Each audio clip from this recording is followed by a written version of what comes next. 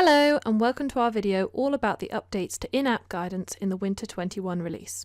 Let's jump straight into Salesforce and take a look. There are a few features we will look at today.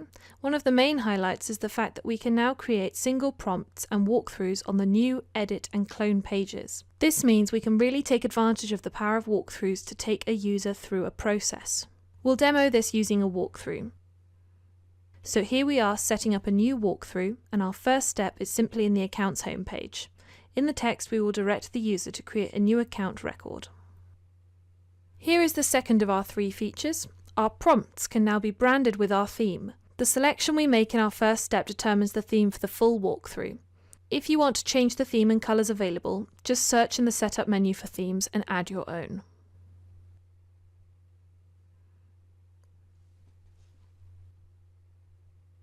Okay, now we will continue to create the second step, and this is where we will click on the New button.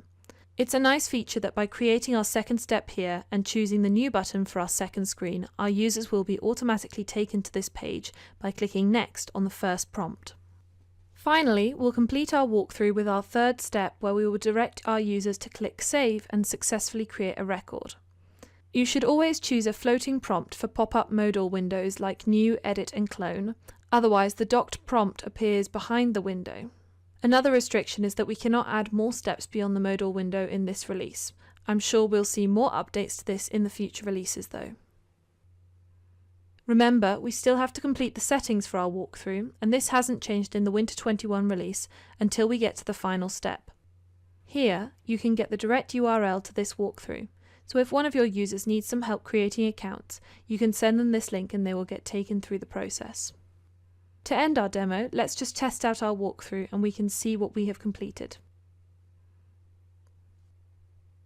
We really love these new in-app guidance features and are excited to see what the future releases will bring.